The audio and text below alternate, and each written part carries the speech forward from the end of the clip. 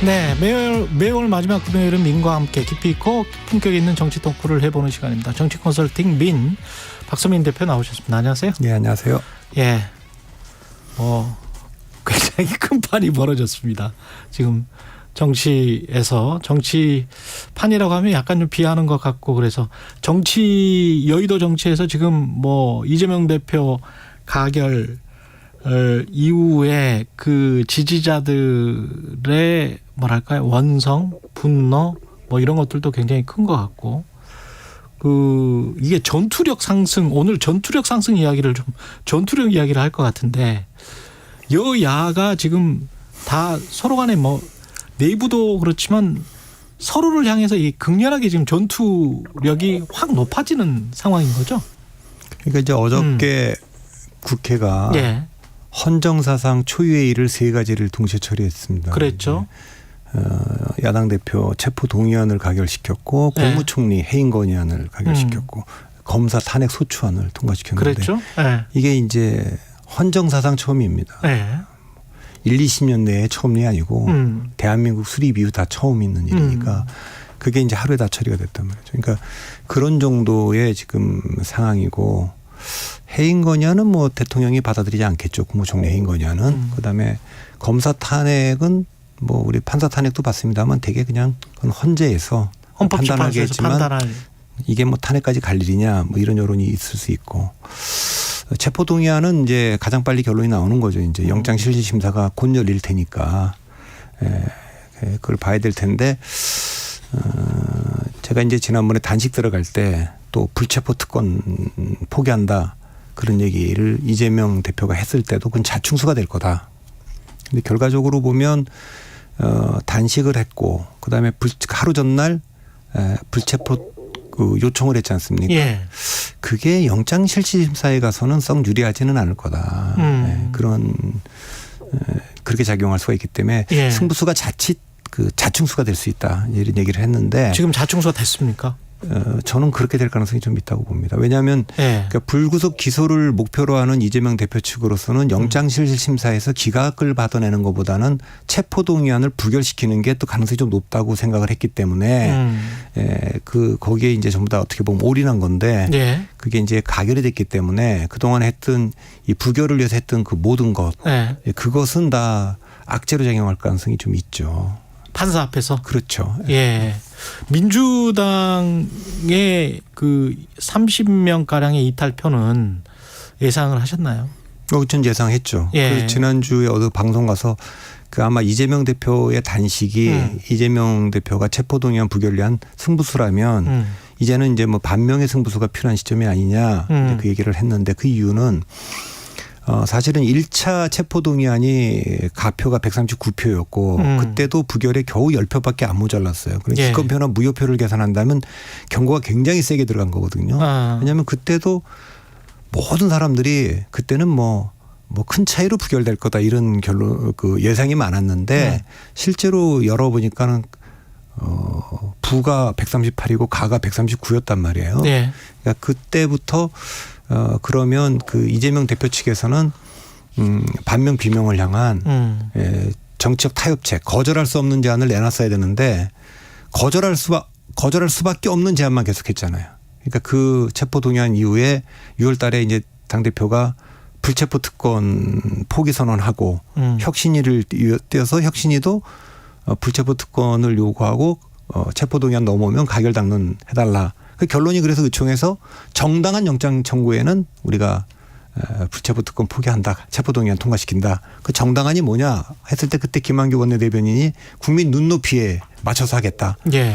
이렇게 한 것인데 그다음에 쭉 넘어왔잖아요. 그러니까 민주당 일각에서는 왜 회기 중에 이걸 던져갖고 민주당에 부결을 시키려고 하느냐. 가결되면 분열이고 부결되면 방탄이다. 이런 한탄도 있었지 않습니까? 박가원 원내대표가. 근데 8월 말에 비회기 기간이 있었는데 그때 영장 청구했으면 영장실질심사 나가지 않았겠냐 이런 얘기도 있지만 8월 달에 나가려면 피의자 전환이 그러니까 지금 원래 그전에는 이재명 대표의 대북송금 사건의 신분이 참고인이었어요. 예. 8월 22일 날에 가서야 피의자 전환됐거든요. 예. 그러니까 그 전에 만일에 재판이 정상적으로 진행되고 그래서 뭐 이하영 전 부지사나 김성태 쌍방울 회장의 법정 진술이 있었다면 피의자 전환이 좀 빨라졌을 거고 그러면 이제 뭐 검찰 조사도 좀 빨랐을 거고 그러면 뭐 비회기 중에 8월 달에도 영장 청구가 될 수 있었을 텐데 결과적으로 보면 이 모든 것이 이제 지연 작전이고 뭐 혁신도 그렇고 이렇게 된 거고 단식도 그렇고 결정적으로 너무 검찰의 시각 아니에요? 아니 왜냐하면 그러니까 오히려 이제 그렇게 생각을 해보면 검찰이 처음에 들고 나온 의혹은 대장동 의혹이었잖아요. 그러니까 저는 뭐 그걸 여기서 다 얘기하는 아니 그러니까 한 2년 동안 그러면 처음에 대장동 의혹 들고 나왔다가 변호사비 대납 의혹 들고 나왔다가 이렇게 계속 옮겨가잖아요. 그러니까 그 얘기를 그러니까 저는 제가 이 방송에서도 그랬던 것 같고 다른 방송에서 계속 얘기했어요. 이재명 좀 대장동이나 백현동이나 성남 FC나 많은 말이 있지만 이재명 대표의 사법 리스크와 관련해서 제가 보는 가장 큰 리스크 두 개는 두 가지라고 계속 말씀드렸어요. 저는 예. 하나는 뭐냐면 그 정치권에서 별로 관심을 안 갖고 있지만 이미 재판되고 있는 선거법상 허위사실 공표죄. 예. 그게 저는 가장 취약하고 앞으로도 이 민주당 상황은 이미 기소했죠. 기소하고 재판되고 이제 선고를 남겨놓고 있는 그렇죠, 겁니다. 이제 그렇죠. 그래서 그것이 지금 민주당의 앞으로 미래를 예측하는데 굉장히 중요한 겁니다. 1심 선고가. 그렇죠. 예, 그게 네. 이제 이재명 대표 친명계는 이재명 대표를 지키겠다 그러고 최고위원회 사퇴 안 하고 있고 이렇게 지금 가고 있지만 본질적 질문은 이거예요. 이재명 대표 체제로 총선 치를 수 있느냐? 그래서 승리할 수 있느냐? 이거거든요. 근데 선거법 위반은 이제 두 가지로 기소가 된 건데 하나는 내가 성남시장 시절 때는 이제 김문기라는 분을 몰랐다는 거하고 백현동과 관련해서 국토부에 압력이 있었다 이거거든요. 그렇죠. 그런데 이게 100만 원 이상의 형이 확정되면 이제 국회의원직도 그만둬야 되고 다음 대통령 선거 나올 수가 없고 피선거권이 그렇죠. 박탈되고 그렇죠. 민주당이 400 몇십억 그 국고보정 받은 걸 또 토해내야 되는 겁니다. 그렇습니다. 이런 정도니까 예. 이런 정도는 대체적으로는 뭐 너무 그 중한 그 벌이니까 한 100만 원이 아니라 80만 원 줄 수도 있는데 그 전제는 이걸 인정하고 사과하고 반성하고 뭐 인정하고 반성하는 전제에서 그럴 수 있는 건데 지금까지는 인정하지 않는 방식으로 지금 왔단 말이에요. 이 사실을. 그러면 이제 재판에 다툴 텐데 이게 이제 100만 원 이상형이 나오게 되면 예.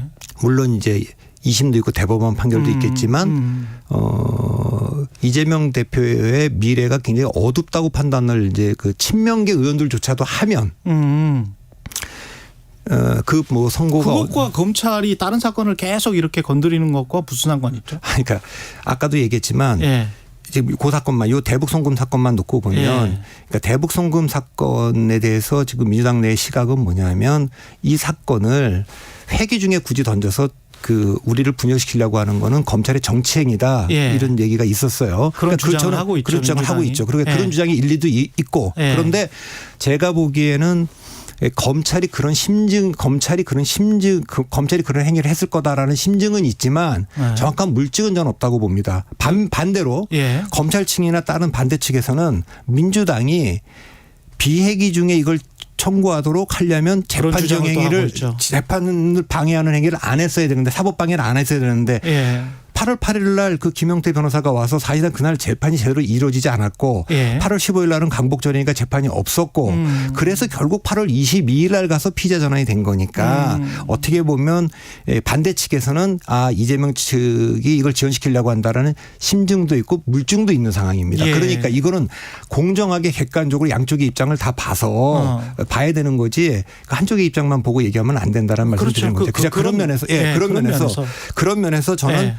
그 어떻게 보면 재판 지연행위라든가 단식이라든가 불체포 특권을 이거 불체포 좀 해달라. 그러니까 그 체포동의안을 불교시켜달라고 한 것들이 체포동의안이 가결된 상황에서는 지금 그 상황이죠. 이 상황에서는 영장실질심사에서 그닥 이재명 대표에게 유리하지는 않을 것 같은 악재가 될 수도 악수가 될 수 있는 거 아닌가 그렇게 저는 보죠.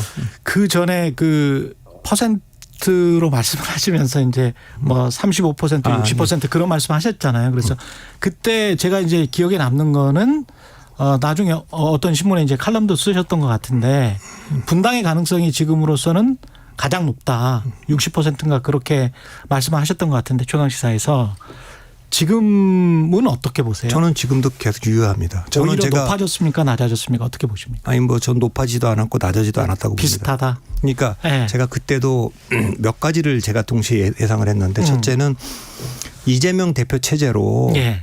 똘똘 뭉쳐서 친명 반명도 이제는 방법이 없다. 그러니까 윤석열 정권에 맞서서 우리가 이재명 대표로 치를 수밖에 없다. 이건 반명 비명도 그렇게 해서 예. 똘똘 뭉쳐서 갈 가능성은 저는 5%라고 그때 봤습니다. 그렇게 5%라는 이야기하셨어요. 뜻은 예. 뭐냐면 뭐 5% 제가 거의 없다. 그러니까 극히 가능성이 낮다라는 게 상징적 숫자입니다. 거의 없다. 예, 그리고 이제 예. 두 번째는 어떤 식으로든 그게 친명 비대위든 통합 비대위든 예. 비대위로 전환해서 치를 가능성이 35%쯤 된다. 그거는 이제 제법 가능성이 좀 있다. 이런 뜻이고 나머지 60%는 사실 지금 그 민주당 내 리더십의 상황이나 지금 그 충돌의 양상이나 이런 걸 보면 그 과정 관리 비대위 전환 과정 관리 실패해서 분열할 가능성이 60% 이거 가장 가능성이 크다 이제 이런 뜻입니다. 그러니까 여전히 저는 그 가능성이 크다고 보는데 이제 어떻게 가결됐지 않습니까? 예. 그래서 이거는 이제 이재명 대표 체포동의안에 부결시킨 분들조차도 예. 이재명 대표 체제로 총선을 꼭 이길 수 있다거나 이대로 가야 된다고 하는 건 아닐 겁니다. 일단 당장 체포동의안은 그래도 어떻게 검찰의 그 체포동의안에 우리가 우리 당대표를 찍어줄 수 있느냐 가결시킬 수 있느냐 이런 것 때문에 그렇게 가겠지만 아까도 말했지만 복잡하겠죠. 심정들이. 복잡하죠. 그래서 예. 저는 1차로 이제 두 가지 변수를 보는데 하나는 뭐 이걸 당대표 계속 유지해야 된다. 뭐 또 전당대회 해야 된다 이런 사람들도 나올 겁니다. 그런데 결국은 선거법 위반 재판이 영향을 미칠 거고 그다음에 여론조사가 이렇게 가면 총선에서 그 전망이 밝지 않다. 이런 조사가 발표가 계속 된다면 국회의원들은 본인들이 당선되는 게 지금 그렇죠. 제일 목표죠. 목표니까 네. 그렇게 되면 이제 그 비대위 전환에 그 심각하게 이제 생각을 하게 될 겁니다. 그래서 저는 두 가지 가능성이 있다고 봅니다. 이재명 대표 체제로 총선 치를 가능성은 지난번에 5%에서 조금 더 낮아졌다고 좀 보이고요. 좀 낮아졌다고 보이고. 예. 그 비대위 전환은 지금은 뭐 비대위 전환 생각을 안 하고 있어서 결국은 그때도 이제 여기 이 방송에서 제가 말씀드렸는데 기억하실지 모르겠습니다만 친명이 예상하는 시나리오는 세 가지였습니다. 첫 번째는 무조건 이재명 대표 체제로 치른다. 이게 첫 번째 시나리오고 두 번째는 여의치 않다면 친명 비대위로 전환할 수 있다. 세 번째는 둘 다 안 된다면 뭐 분당도 불사한다. 이거 아닙니까? 예. 반면과 비명은 이재명 대표 체제는 머릿속에 없을 거예요. 친명 비대위도 없을 겁니다. 무조건 첫 번째는 모두가 동의하는 통합 비대위. 네. 그거는 수용할 수 있다. 이게 첫 번째고 두 번째 네. 이걸 안 받아들인다면 그렇다면 우리 선제적 붕괴 이재명 체제를 선제적으로 붕괴시킨다. 둘 다 실패한다면 네. 세 번째 탈당할 수밖에 없다. 이거 아닙니까? 그래서 친명의 2번 시나리오와 반명의 1번 시나리오 사이라면 예. 그게 인물의 문제니까 예. 뭐 공천 문제라든가 여러 가지가 있겠지만 쉽지는 않은 방정식이긴 하지만 어쨌든 타협책을 찾아냈을 겁니다. 근데 지금은 어떤 양상이냐면 친명의 1번 시나리오와 반명의 2번 시나리오가 지금 충돌하는 거 아닙니까? 예. 이재명 대표 체제로 계속 간다. 그래서 결국 선제적으로 붕괴시킨다. 어저께 제가 봤을 때 그 부결이 되는 길은 또 한 가지밖에 없었다고 봅니다. 그러니까 박강원 원내대표가 이제 병원을 방문했지 않습니까? 예. 전 그 자리에서 이재명 대표가 아마 거의 박강원 대표가 그런 얘기를 최후통첩으로 했는지는 모르겠습니다만 보니까 예. 이거 부결을 막으려면 대표 사퇴를 얘기를 하셔야 될 것 같다. 근데 그 카드를 결국 못 꺼내고 뭐 통합적으로 운영하겠다 당을. 네. 근데 그걸로는 막을 수가 없었던 거죠. 그거는 1차 체포 동의안 나왔을 때 나왔어야 되는 카드고 적어도 이제 어저께 상황에서는 그보다 센 카드를 꺼냈어야 되는데 이제 그게 안 꺼내지는 상황에서는 그게 지금 대표 사태가 나왔어야 부결이 됐을 그런 것이다. 예. 자, 그래서 지금 제가 보는 거는 당내 그러니까 정치 역학이 작동을 했다라는 말씀이시죠. 전 그렇다고 보죠. 예. 예. 그러니까 왜냐하면 이거는 다 이 총선이 다가오고 공천이 있고 막 그렇게 되는 거니까 옛날에 박근혜 비대위가 들어서는 과정이나 또 김종인 비대위가 들어서는 과정에서도 홍준표 체제가 붕괴하고 문재인 체제가 붕괴하는 과정도 총선이 다가오면 사람들이 거기 영향을 받아요. 그래서 전 여전히 지금은 격앙되어 있고 그래서 뭐 비대위라는 건 말이 안 된다. 예. 또 더군다나 통합 비대위라는 게 어떻게 있을 수 있느냐. 이러지만 지금 민주당이 풀어야 될 숙제는 두 가지입니다. 어떡하냐 사는 수를 찾는 거냐. 총선에 이길 길을. 아니면 공멸할 거냐 이겁니다. 예. 근데 지금까지 수도권에서 그 민주당이 진 게 1996년하고 2008년 두 번 있었던 건데 예. 두 번 다 민주당 때문에 진 겁니다. 그러니까 여당이 잘한 게 아니고 예. 96년도에는 95년 지방선거에서 이긴 민주당이 새정치국민회의와 민주당으로 분열했지 않습니까? 그것 때문에 신한국당에 승리를 안겨줬고 2008년에는 위에는 분열 안 했는데 유권자들이 이탈을 했지 않습니까? 14%나 2004년 총선에서 60%였던 투표율이 46%로 14%나 떨어졌거든요. 이제 그렇게 투표율이 떨어지니까 참패를 한 겁니다. 지난번에도 지방선거 대통령 선거 이후에 지방선거도 겨우 투표율이 51%가 안 됐지 않습니까? 그래서 예. 민주당이 참패를 했지 않습니까? 그러니까 민주당은 지금 숙제가 두 가지입니다. 국회의원들의 분열도 막아야 되고 밑에 있는 격앙돼 있는 유권자들 한쪽이라도 이탈을 막아야 싸움이 되는데 이거를 동시에 낼 수 있는 카드는 통합비대위 전환인데 이거는 누가 할 수 있냐. 이재명 대표의 결단 외에는 아무도 이걸 할 수가 없어요 지금. 누가 이걸 강제로 할 수 있습니까. 이건 문재인 대통령도 저는 못하는 거라고 봅니다. 예. 그 반론 차원에서 그러면 또 다른 바로 전에 이제 김재원 최고 같은 경우에 60% 분당 가능성, 분열 가능성을 말씀하셨는데 이런 이야기를 하더라고요. 민주당이라는 집이 너무 크고 좋다. 그래서 분당을 해서 나가기에는 의원들이 굉장히 좀 힘이 드는 구조다라는 것 하나하고 이거 반론 차원에서 이제 여쭤보는 거예요. 두 번째는 그 어떤 정치평론가는 이런 이야기를 하더라고요. 대선 후보가 없는 지금 당장의 민주당 상황에 보면 대선 후보가 이제 이재명 대표밖에 없는 상황인데 이재명 대표가 대선 후보가 없는 상황에서 이른바 반명계가 나가서 본인들끼리 당을 만들면 그게 어떤 구심점이나 뭐 이런 게 있을까. 그래서 나가기가 쉽지 않다. 1번, 2번 둘 다 나가기가 쉽지 않다라는 그 논리가 있는데 어떻게 보세요? 이런 논리는?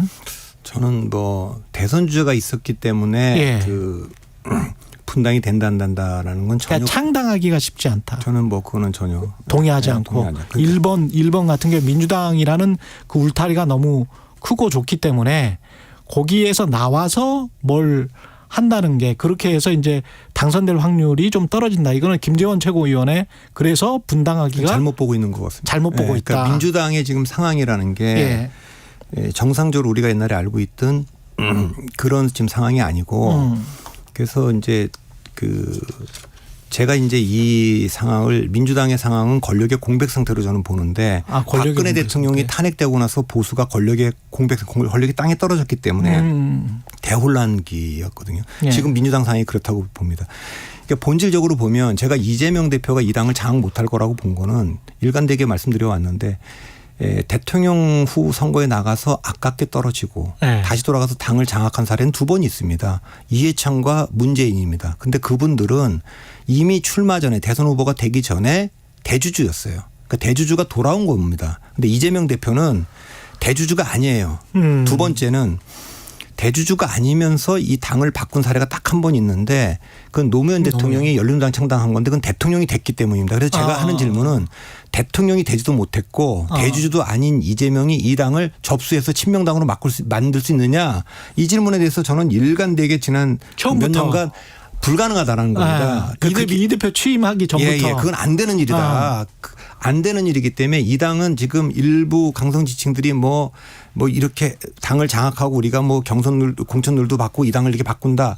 그게 그렇게 쉽지가 않습니다. 민주당의 역학구조상. 역학구도도 그렇고 점점 이제 어저께 이제 가결됐지만 시간이 가면 갈수록 그렇게 잘 안 됩니다. 그건 제가 전화에 뭐 박근혜도 뭐 안 된 겁니다. 그거는 다. 그래서 지금 이재명 대표 측에 있는 분들도 이재명을 위해서 운명을 같이 하겠다는 몇 명 되겠습니까? 그분들은 이재명 대표 체제가 유지돼야만 본인들이 공천받을 수 있기 때문에 주장하는 거지 내년 총선이 끝났다고 칩시다.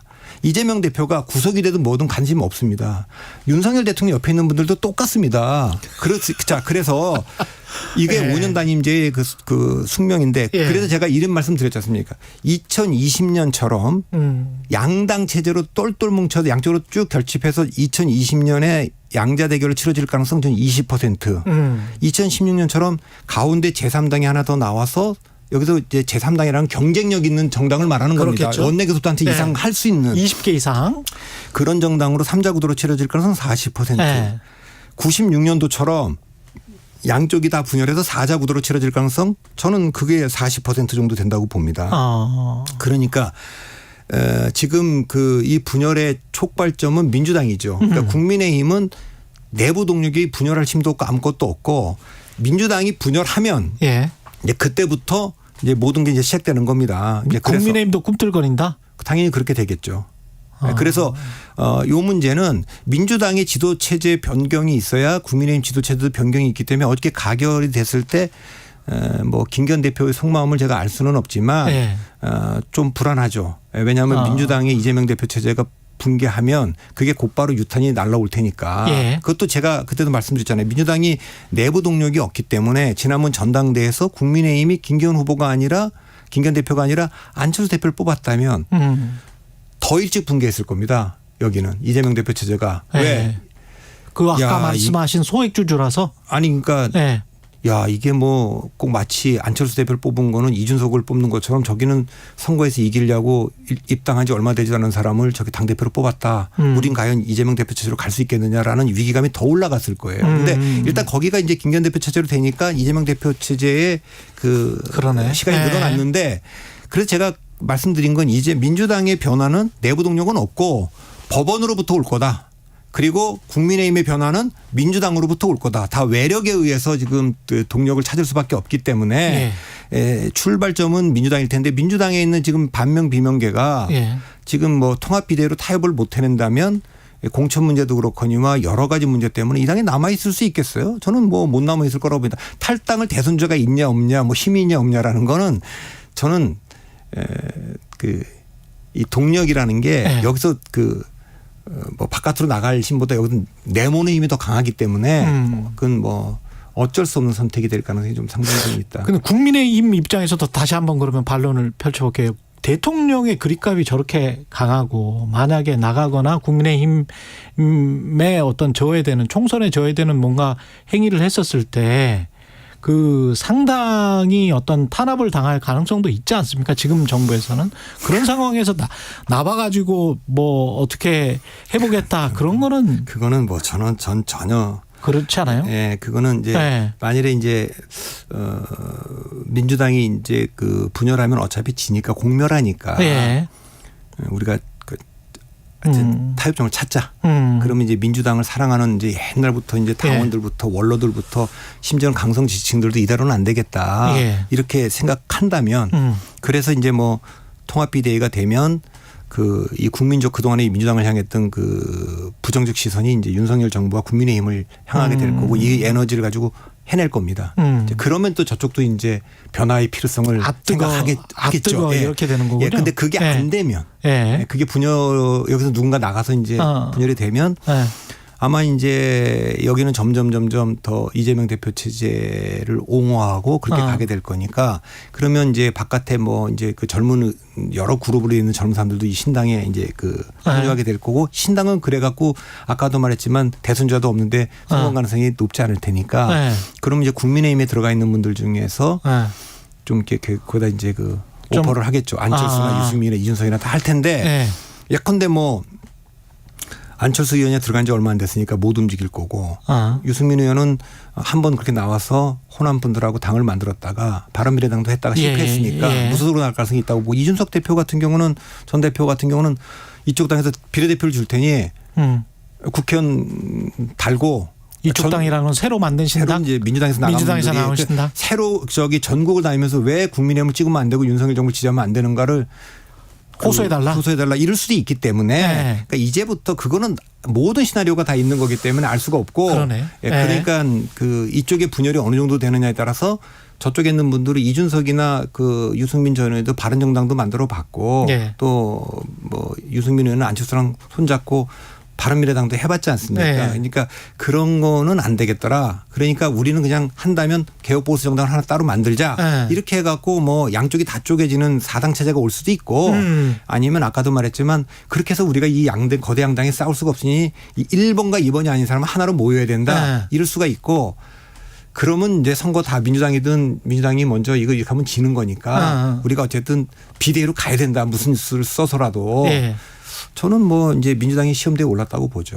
그러니까 비대위 타협점을 찾아낼 가능성이 없지는 않고 제법 있어서 제가 35%라고 얘기했지만 분열 가능성이 좀 더 크다라고 하는 건 저는 아직은 변경할 생각이 없습니다. 지금 원심력이 더 크게 작동하고 있다. 그런 말씀이시고 마지막으로 한 1분밖에 안 남았는데요. 강서구청장 보궐선거는 국민의힘은 나오는 분들마다 접전이 될 것이다. 이렇게 이야기를 하고 있는데 어떻게 예상하세요? 그건 저는 예측을 못 하겠어요. 왜냐하면 애초에 그거는 어쨌든 공천은 할 수밖에 없었지만 김태우 그 원인제 공자인데 그분이 공천을 받는 건 좀 적절해 보이지 않고 그 선거는 안 나왔다가 다음에 뭐 다른 선거에 나오는 게 전 좋았다고 보는데 나왔지 않습니까? 그런데 그 김기현 대표도 부담스러웠을 거예요. 아까도 말했지만 김기현 대표는 두 가지가 부담스러운 거거든요. 강서구청장 선거 결과에 따라서 수도권 이기론과 결부돼서 지도부 사퇴론이 회의론, 사퇴론까지는 아니어도 야, 김기현 대표 체제로 이길 수 있느냐 이런 회의론이 있을 수 있고 이재명 대표 체제가 붕괴되면 또 온다. 자기한테 바람이 영향이 온다 이런 생각을 했을 거 아니겠습니까? 이제 그래서 이걸 피하고 싶었는데 결국은 됐습니다. 근데 이거는 이제 만일에 체포동의안이 그 가결됐기 때문에 영장실질심사에 따라서 민주당 지지층과 국민의힘 지지층의 그 결집도가 달라지고 싸움이 벌어질 거기 때문에 거기에 영향을 받을 거라고 봅니다. 정치 컨설팅 민의 박성민 대표였습니다. 고맙습니다.